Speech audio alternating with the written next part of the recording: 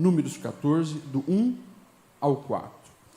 Também vai estar ali na tela para você ler. O texto diz assim: naquela noite, toda a comunidade começou a chorar em alta voz. Todos os israelitas queixaram-se contra Moisés e contra Arão. E toda a comunidade lhes disse: quem dera tivéssemos morrido no Egito ou neste deserto, porque o Senhor está nos trazendo para esta terra, só para nos deixar cair a espada? As nossas mulheres e os nossos filhos serão tomados como despojo de guerra? Não seria melhor voltar para o Egito? E disseram uns aos outros: escolheremos um chefe e voltaremos para o Egito. Amém. Que palavra assustadora de se ler inicialmente. Eu vou depois colocar vocês nesse contexto. Mas deixa eu aqui fazer uma pergunta para cada um de vocês. Quem aqui deseja viver o novo de Deus para a sua vida? Diz amém. Amém. Amém? Amém. Glória a Deus. Está animado. Queremos e precisamos, porque Deus tem o novo para cada um de nós. Mas deixa eu fazer uma outra pergunta. Quantos aqui querem passar pelo deserto para desfrutar o novo de Deus? Às vezes, a gente não para pensar no desafio que se tem para viver as promessas do Senhor. Deixa eu situar você nesse texto. Pastor, nós lemos um texto onde diz que o povo estava chorando, murmurando contra os líderes, Josué, Caleb e Moisés e Arão, e agora eles estão dizendo que melhor seria ter morrido lá no Egito ou no deserto. Você conhece a história, pelo menos o básico dela. O povo de Israel é escravo no Egito. O Egito, ele viveu um tempo onde foi muito amigo do povo de Israel, por causa de José, aquele sonhador que você conhece, mas depois o texto da Bíblia vai dizer que veio um faraó que nem sabia quem era José, mas ele viu tanto que o povo de Israel crescia e prosperava nas suas terras, ele disse: olha, vamos começar a ser duro com esse povo, porque senão eles vão se rebelar um dia contra nós. E começou a perseguir, oprimir e escravizou o povo de Israel. Chegou um tempo onde eles chegaram no nível de matar os meninos. Quando nascia um menino, jogava no Nilo, tirava a vida, porque eles, de fato, não queriam ver o crescimento de Israel. Deus envia Moisés, e você conhece a história, as 10 pragas do Egito, o povo de Israel sai do Egito, e nós sabemos que Deus abre o mar, e Deus vai abençoando aquele povo. Só que, o que muitos talvez não tenham ideia, é de todo esse contexto onde Deus aqui está de fato querendo mudar, não apenas aquele povo de local, mas mudar aquele povo de mentalidade. Deus queria gerar naquele povo, não apenas levar eles para uma nova terra, mas um novo sistema de governo, onde Deus seria aquele que governaria o seu povo, uma nova maneira de gerir as decisões do povo. Tudo que Deus queria era de um novo estilo de vida. Só que, infelizmente, o povo não estava preparado para aquilo. No meio da caminhada, no meio do deserto, eles começam a murmurar, reclamar, encontrar um monte de fatores negativos, e a Bíblia vai dizer que quando chega no momento ápice, que é o quê? É entrar na terra prometida, é destruir as primeiras cidades, Jericó, suas muralhas, assim por diante, eles ficam acovardados. E aqui está a consequência. Depois que voltam os espias trazendo o relatório, foram 12 espias, 10 trazem um relatório dizendo: olha, a terra de fato é boa, mana leite e mel, é uma terra muito próspera, só que nós lá vimos gigante. Só que nós lá vimos que é muito cercado, é muito difícil de entrar, e o povo permitiu que essas palavras negativas dominassem a alma e começaram a chorar. Então presta atenção no recado de Deus para a minha vida e para a sua vida, porque eu creio que Deus tem para cada um de nós algo novo, todas as semanas, todos os anos, porque essa novidade de vida sempre vai nos levar a crescer, a amadurecer, a viver as promessas do Senhor e a frutificarmos de tal maneira que o Senhor estabeleceu para nós. Então nós precisamos estar a caminho do novo. Se você, como já respondeu afirmativamente para mim, deseja viver o novo de Deus, eu coloquei aqui pelo menos 3 coisas que você precisa fazer. 3 coisas. Primeira delas, e se você puder repetir comigo, diga assim: mude o seu conceito de segurança. 1, 2, 3. Mude seu conceito de segurança. Se você quer viver o novo de Deus na sua vida, mude o seu conceito de segurança. Eu vou explicar. Eu já tive algumas vezes no Egito, 6 vezes eu tive lá, guiando essas caravanas para Israel, e a gente passa pelo Egito. O Felipe teve a oportunidade também de estar lá. No Egito tem o Nilo. O rio Nilo, ele é um rio totalmente diferenciado no mundo, porque naquela região é muito árida. E o Nilo, ele nunca seca totalmente. Tem épocas de seca que ele reduz, mas ele nunca seca. Ou seja, o Egito sempre foi um refúgio para pelo menos ter um pouco de comida, um pouco de peixe, um pouco de agricultura que ia dar nas margens do Nilo. Sempre foi um local de segurança. O povo de Israel sabe disso. Daí Deus se apresenta para o povo, prometendo a terra prometida, mas Deus tira eles do lado do Nilo e leva para o meio do deserto. Assustadoramente, aquele deserto, eu tive a experiência, primeira vez que eu subi no Sinai, eu tive a experiência que eles tiveram. Muito quente durante o dia e muito frio durante a noite.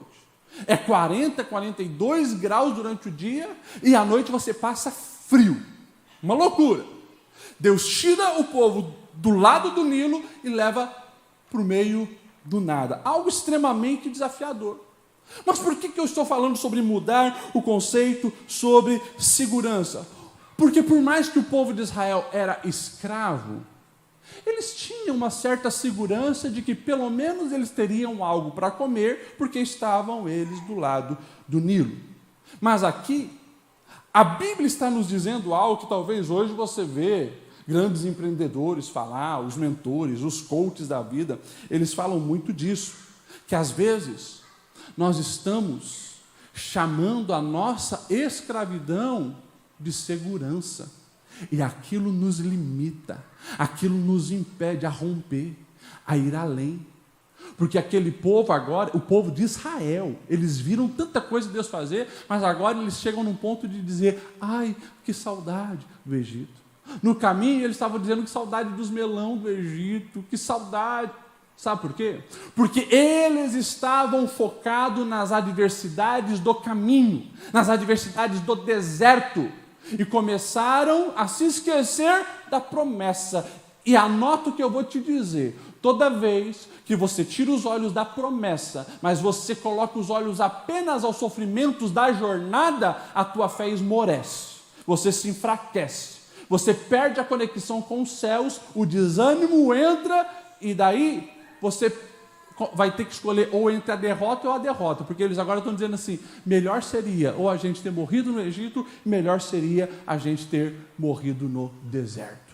Uma coisa assustadora, mas eles tiraram o foco da promessa, se conformaram com aquilo ali, achando que segurança eles tinham lá, quando Deus queria de fato dar uma terra prometida, aonde eles governariam, aonde não teriam que jogar os seus filhos no Nilo, mas eles estavam na sua mediocridade, conformado com a realidade do Egito. É mais ou menos como aquela historinha, eu ouvi quando era adolescente, talvez vocês já escutaram uma outra versão. Diz que um sábio, ele sempre caminhava, né, numa zona rural com os seus alunos. E um dia ele estava caminhando com um dos seus alunos, e eles sempre passaram lá e viam que tinha um homem muito apegado à sua vaquinha. Você já provavelmente ouviu essa história, né? Era a única vaquinha que ele tinha, dava leite, sustentava aquele homem. Toda vez passava lá, e o homem só tinha aquela vaquinha, vivia naquele casebre, ano após ano. O sábio falou para o seu aluno, dizendo: olha, essa noite eu quero que você faça algo.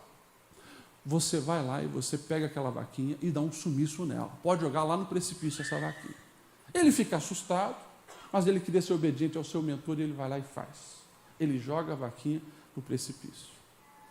Esse jovem aprendiz, ele ficou tão incomodado, que ele acabou saindo, né, da escola do seu professor.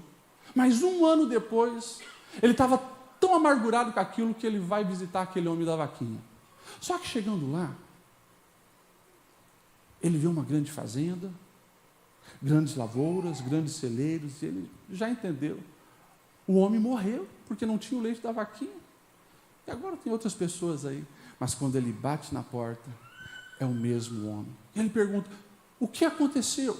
Porque eu vim aqui falar de um grande pecado que eu cometi contra o Senhor. Nós demos um fim na sua vaquinha.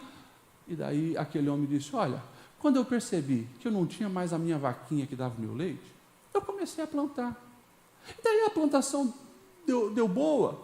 Eu comecei a vender, eu comecei a plantar outras coisas, eu comecei a ampliar, de repente eu construí celeiros, de repente comecei a contratar funcionários, hoje eu tenho essa grande fazenda. Às vezes, a gente não está vivendo o novo de Deus porque você já se conformou com a sua vaquinha. Você teve o conceito que aquilo é a sua segurança. A Bíblia o tempo todo, ela não está dizendo, e o povo de Israel, eles já deveriam saber disso, porque a gente olha as histórias dos patriarcas, e está muito claro na história dos patriarcas que para eles viverem o novo, eles precisavam de fato viver e romper os desafios. A gente olha, por exemplo, para Abraão.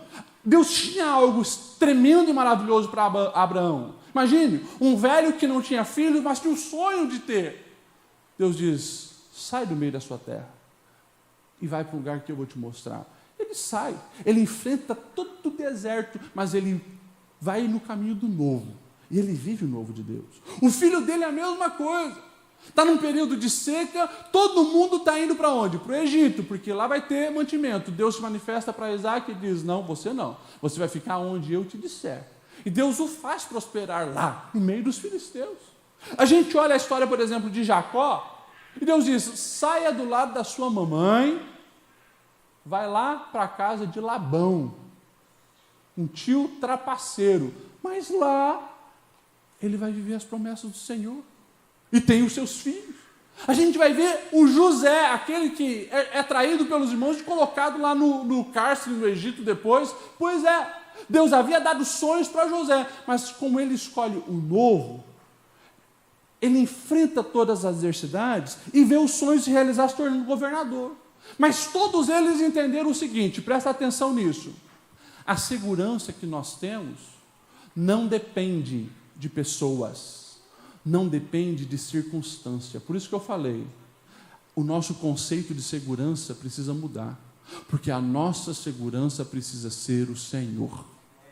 Segurança para cada um de nós é estarmos no centro da vontade de Deus. Esse é o lugar mais seguro para mim e para você. É no centro da vontade do Senhor. Se você ainda está pensando que quando conseguir aquele emprego, aquela promoção, quando o meu salário for tanto, aí eu estarei seguro, eu estou aqui declarando com todas as palavras bem claro para você, não, você está enganado. Segurança é quando nós estamos no Senhor, Ele é a nossa segurança. É por isso que agora esse povo chega lá para espiar a terra, vê gigantes, estão aflitos. Porque eles pensaram que a terra ia ser dada de bandeja, mas daí tem 2 homens, Josué e Caleb.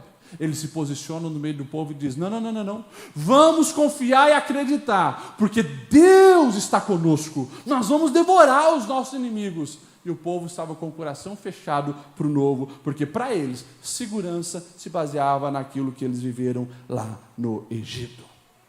Você está me entendendo, amém? Amém. Pastor, mas quer dizer então que a gente vai enfrentar os desertos para vivermos as promessas do Senhor. E no deserto tem adversidade. Sim, no deserto tem adversidade. Mas você pode ter uma certeza, Deus sempre vai estar com você também no meio do deserto. Agora, presta atenção. Deserto é lugar de amadurecimento e crescimento. No deserto, você entende que você precisa depender de Deus. É por isso, escute bem, por isso que muitas vezes Deus vai permitir você entrar no deserto. Às vezes a gente não entende, mas Deus vai permitir. Lá haverá dependência do Senhor, lá haverá milagres, lá a sua fé vai ser fortalecida. Então entenda uma grande verdade, que nós precisamos se enxergar na terra prometida, mas o processo não deve ser negligenciado. Nunca busque atalho para viver uma maturidade em Deus. Os atalhos são perigosos. Se Deus te levou no meio do deserto, esteja em sintonia com a voz dele, porque ele vai se responsabilizar de te proteger, de te guardar, de fazer a diferença. Agora, presta atenção. A vida acontece ao vivo. Deus não vai, ao lhe dar a promessa, dar também uma nota onde você vai encontrar os obstáculos do deserto. Isso não acontece. Isso não acontece. Para cada um de nós, se o Senhor tivesse dado, olha, o preço que você vai ter que pagar para ver esse sonho é esse, muitos nem mais acreditariam nesse sonho. Vamos lá, o exemplo que eu dei de José. Deus dá o sonho de quê? De ele ser governador. Um dia ele vai governar porque alguém vai se prostrar diante dele, os irmãos, o sol, a lua. Agora, se junto com o sonho Deus tivesse dado uma nota de rodapé dizendo, mas assim, deixa eu te contar como é que vai ser. Os teus irmãos vão te trair, você vai ser vendido lá para os ismaelitas que vão te vender lá para o Egito, você vai trabalhar como escravo durante muitos anos. Quando você começar a melhorar e ser o mordomo da casa de Potifar, a mulher dele vai te enganar, você vai para a cadeia, vão te esquecer 2 anos lá. Você acha que ele teria aceito? Não. Ei, se Deus tivesse dado as notas de rodapé de como seria a minha vida e a sua vida, muitas vezes nós já teríamos desistido. Mas o que é que ele faz? Presta atenção. Ele coloca em nós sonhos, desejos, promessas ousados. Deus já deu para mim e para você coisas extraordinárias. Está aqui, está latejando aqui, está latejando aqui. Só que a vida acontece ao vivo. E à medida que nós vamos caminhando, aparecem os grandes desafios. A única garantia que nós temos e que faz toda a diferença, Ele garante que vai estar conosco. E isso basta. Se Deus está conosco, isto basta. É por isso que eu disse, o segredo para vivermos o novo de Deus começa em entendermos o que é de fato essa segurança, esse conceito de segurança. Conceito de segurança não é um bolso cheio, não é pessoa sorrindo para mim, ou não é eu estar num lugar de uma posição de uma empresa que eu desejava. Segurança é eu estar no centro da vontade do meu Deus. E Ele, como nós já cantamos aqui, Ele tem o melhor para mim e o melhor para você. Não importa se as pessoas estão dizendo que você está bem. Se você não está no centro da vontade de Deus, você não está bem. E não importa se as pessoas estão dizendo, você está muito mal. Se você tem paz no coração e a certeza que está no centro da vontade de Deus, você está super bem. Viva dessa maneira e você vai viver o extraordinário novo de Deus. Amém? Segunda lição muito importante que esse texto nos mostra que nós devemos nos apegar. Para viver o novo, sempre é necessário passar pela renovação de mente. Renovação de mente. Todos nós influenciamos e somos influenciados. Como? À medida que eu gasto o meu tempo, com quem eu gasto o meu tempo, como eu gasto o meu tempo, eu estou recebendo influência. Aquele povo ficou tanto tempo no Egito como escravo, que a mentalidade deles era uma mentalidade de escravo. Eles precisavam permitir que Deus renovasse a mente deles. E eles não estavam entendendo isso. Se você ler o contexto aqui, eles tinham um complexo absurdo de inferioridade. Porque quando eles vêem os gigantes, eles dizem assim, olha, nós parecíamos gafanhoto diante deles. E eles vão dizer assim, aos nossos olhos e aos olhos dele. Eles se viam como gafanhotos e pensavam que os gigantes de lá viam também eles como gafanhotos. Como é bom gente curada na alma, porque daí o Josué e Caleb, eles vão batendo no peito e vão dizer, de jeito nenhum, a segurança deles se foi, mas o Senhor está conosco. Mentalidade diferente, enquanto Josué e Caleb já tinham a mente renovada, sabiam do que Deus estava fazendo, já estavam interpretando todos os milagres como a bênção de Deus sobre eles, tinha ainda uma multidão com a mente de escravo. Cuidado com a mentalidade de escravo. Cuidado com essa mentalidade de vitimismo e de inferioridade, onde você acha que você sempre tem que mendigar, você sempre tem que se humilhar no sentido de passar vergonha. Não, não é dessa maneira que funciona. Porque quando nós entendemos o que Deus está fazendo e que nós pertencemos ao povo de Deus, não quer dizer que nós vamos ser arrogantes, mas nós vamos ser confiantes, porque nós sabemos quem Ele é e quem nós somos nele. A mentalidade de escravo, ela é terrível, porque ela te coloca numa posição de inferioridade. Pessoas, escute isso, pessoas que alimentam a inferioridade, elas vão ter algumas características, e a gente vê isso bem claro no texto. Elas vão ter dificuldade de confiar, porque na mente dela todos estão tentando prejudicar. É terrível, e isso eu atendo no gabinete toda semana. Quando um homem, ele é vitimista, ele tem a mentalidade de vítima, ele destrói o casamento. Porque qualquer coisa que aconteça na casa é contra ele, estão tentando prejudicar, estão tentando humilhar. A mesma coisa da mulher. Tem mulher que cresceu com essa síndrome de inferioridade, achando que não merece ser amada, que os abusos que acontecem, a violência que acontece, as palavras de humilhação que acontecem, ela merece isso e fica naquela condição. Mentalidade de escravo, nunca vai conseguir alcançar o novo. É preciso romper isso. Quem tem essa mentalidade de escravo, não renovou a mente, tem a tendência também de sempre terceirizar a culpa para os outros. Não importa o que aconteça, o culpado é o fulano, o culpado é o ciclano. Se você observar, o povo está dizendo assim, culpando a Deus. Por que o Senhor nos trouxe para essa terra? Para cairmos às espadas e para que as nossas mulheres e crianças sejam presas. Gente, Deus tirou o povo do Egito e já declarou, eu vou na frente de vocês, eu vou colocar vocês na terra prometida, eu vou desbaratar os inimigos de vocês. Eles não acreditaram nada disso. Eles não aceitaram a bênção, não fizeram a parte deles na aliança e agora estavam culpando a Deus por algo que nem tinha acontecido, que eles achavam que eles iriam perder as guerras que estavam por vir. Cuidado com isso. Nós não podemos ficar com essa mentalidade. Paulo, lá na frente, agora ele escreve para a igreja dos Romanos e ele vai dizer assim, gente, não se conforme com esse século. Antes, vocês precisam transformar pela renovação do vosso pensamento, a renovação da vossa mente, para que vocês experimentem qual seja a boa, agradável e perfeita vontade de Deus. Eu falei que nós somos influenciados, influenciamos, e sim a nossa maneira de pensar, a nossa mentalidade, está de acordo com aquilo que a gente vive. Eu pergunto para você, é possível você querer um novo e continuar gastando 10 horas por semana vendo novela e vendo seriado?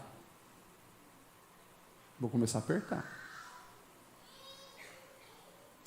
É possível viver o novo, sendo que você fica 2 horas por dia no TikTok, vendo, só vendo lá dancinha e depois no Reels do Instagram? É possível? Me desculpe a sinceridade, mas quando você desperdiça o tempo precioso que Deus te deu com futilidade, você está dizendo, Senhor, eu não acredito nas tuas promessas, eu conformo que essa vida mesmo. E daí a vida não dá certo, as coisas não vão bem, o casamento não vai para frente, o sonho de empreender não dá certo, as finanças também vão de mal a pior, e você ainda está querendo culpar alguém. Para com essa mentalidade terrível de escravo. Deus precisa lapidar a sua mente e fazer com que você pense como um filho de Deus. Se eu quero pensar como um filho de Deus, eu preciso levar a sério a palavra de Deus. Por muitas vezes, quem está aqui há mais tempo, já por muitas, talvez centenas de vezes você me ouviu falar, pregar a respeito da palavra de Deus. Eu quero que você, nessa noite, você saia deste lugar entendendo algo muito importante. Deus não fez com que essas histórias chegassem até nós por acaso. Deus não fez com que a sua palavra atravessasse séculos, por mais que essa palavra foi perseguida. Tentaram destruir, tentaram queimar, tentaram acabar. Muitos falaram que era questão de anos para ela sumir. Ela atravessou séculos, continua do mesmo jeito, as mesmas histórias, porque Deus vela pela sua palavra, para que nós venhamos aprender com ela, entender que é Deus falando conosco. Cada história é uma mentoria ao seu coração. Cada personagem é para mostrar para você e para mim como Deus age, o que Ele tem para mim e para você. Então assim, não tem como viver o novo se eu não permitir que a palavra purifique a minha mente. Ei, eu tenho encontrado tantas pessoas que dizem assim: pastor Ediel, eu vou nos cultos, mas eu não consigo melhorar o meu olhar lascivo. Eu vejo um homem, eu vejo uma mulher. Pastor, eu não consigo, a minha boca fala palavrão o tempo inteiro. Pastor Ediel, eu vou na igreja, mas o vício me domina. Todos os casos têm a mesma característica. Negligencia o beabá. Oração e palavra. Oração e palavra. A palavra, ela purifica. A palavra renova. A palavra dá luz, dá estratégia, preenche a alma, alimenta o teu ser. A palavra te ensina. Pode juntar todos os professores do mundo, todos os sábios do mundo, todos os cientistas do mundo. Eles não conseguem chegar perto da sabedoria que nós encontramos na palavra. Então, a partir de hoje, pelo amor de Deus e pelo amor da sua alma, comece a valorizar a palavra de Deus. Ame a palavra de Deus. Estude a palavra de Deus. Pastor Ediel, mas eu acho tão difícil. Esses dias eu falava sobre isso. Tudo é difícil quando você negligencia. Você nunca vai ser bom em nada que você despreza. Eu vou repetir isso. Você nunca vai ser bom em nada que você despreza. Você precisa investir tempo. Tudo aquilo que você faz bem hoje, pensa aqui, na tua melhor habilidade, você vai descobrir algo muito simples. Você faz bem isso hoje porque você investiu tempo naquilo ali. A partir do momento que você dar tempo à palavra de Deus, você vai amar, ela vai te nutrir, você vai querer mais, você vai conhecer mais, ela vai direcionar os teus passos, ela vai te conduzir ao novo de Deus. Amém? Você pode dar um cutucão aí quem está do seu lado e dizer: vai ler a Bíblia, vai? Estuda esse livro. Eu finalizo. Terceira verdade, que fica muito claro nesse texto. Presta atenção. Eu falei que nós precisamos mudar o nosso conceito sobre segurança, porque a nossa segurança está em Deus. Eu falei também que nós precisamos renovar a nossa mente e tirar a mentalidade de escravo. E a terceira verdade, você precisa ter a certeza de que Deus já deu tudo o que você precisa para viver o novo. Deus já te deu tudo o que você precisa para viver o novo. Pastor, mas Deus tirou o povo lá do meio do deserto. É verdade. Deserto tem água jorrando por tudo? Não. Faltou água, o que Deus fez? Água da rocha. Não tem plantação, vamos tirar trigo da onde para fazer o pão? Não tem pão. Deus fez chover pão do céu. Deserto, o sol está escaldante. Nuvem vai guiar e proteger vocês do sol. A noite está muito frio. Coluna de fogo vai iluminar, afastar os animais e vai aquecer vocês. Mas está vindo inimigos, ouvimos falar que os amalequitas vão nos atacar. Deus já deu a vitória. O tempo inteiro, de acordo com as necessidades, Deus foi suprindo. Deus foi dando o que eles precisavam. Eles não perceberam isso. E o tempo inteiro começam a reclamar, murmurar. Se Deus pão, eles queriam carne. Deus manda carne. Vai lá uma nuvem de codornizes. Eles reclamam: mas a gente tem saudade dos peixes lá do Egito. A gente tem saudade dos melões. Sempre arrumando uma desculpa, porque não entenderam o que eles precisavam para chegar aonde Deus deu a promessa. O Senhor já tinha dado e suprido o que era o essencial. Presta atenção nisso. Isso aqui é chave de vitória. Há algo maligno que acompanha a humanidade desde a queda, que é o fator comparação. Eles receberam o que eles precisavam, mas parece que lá no Egito tem o melão que a gente não tem, tem o pepino que a gente não tem. Presta atenção nisso. Para de ficar comparando o teu presente com a realidade de outras pessoas. Deus está te conduzindo para uma terra que emana leite e mel. Foca na promessa. Foca na promessa. Hoje, quando você vai em Israel, é lindo de ver. É assustador, porque você sai do Egito, o Egito é deserto. Você entra em Israel, para onde você olha tem verde. Eles desenvolveram uma técnica de gotejamento e eles plantam tudo o que você imaginar. E eles escolhem tudo o que você imaginar. É terra que emana leite e mel. O povo ficava se comparando com coisa pequena, quando deveria agradecer a Deus e continuar caminhando para o novo de Deus. Presta atenção, porque de novo, vamos voltar lá na cena do Instagram. Parece que todo mundo tem uma vida melhor que a sua. Você está reclamando porque parece que todo mundo viaja, todo mundo passeia, todo mundo tem uma família linda, olha só todo mundo sorrindo na foto, tudo mil maravilhas. E daí você começa a reclamar da sua vida e fica tão preso naquilo ali que acaba se esquecendo da promessa que Deus já te deu. Foca na promessa. Seja grato pelo que Deus te deu. Começa a usar o que Deus te deu. Começa a ver beleza no que Deus te deu.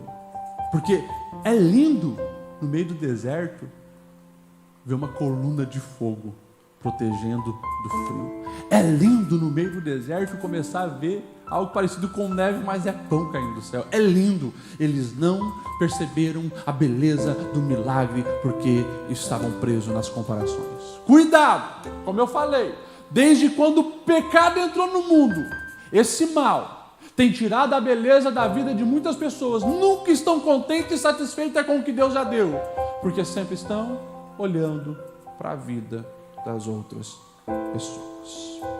Não seja escravo dessa mentalidade. Mais uma vez, eu falei de Davi hoje. Antes de Davi enfrentar Golias, Saul pega a armadura dele, linda armadura, a melhor que tinha em Israel, usa ela. Ele, não, eu vou usar o que Deus já me deu, vou ficar na funda, porque eu sei que é aqui que Deus vai me dar a vitória, como Ele já deu a vitória. E ele usa a funda, a pedra. Ei, Deus já te deu tudo o que você precisa.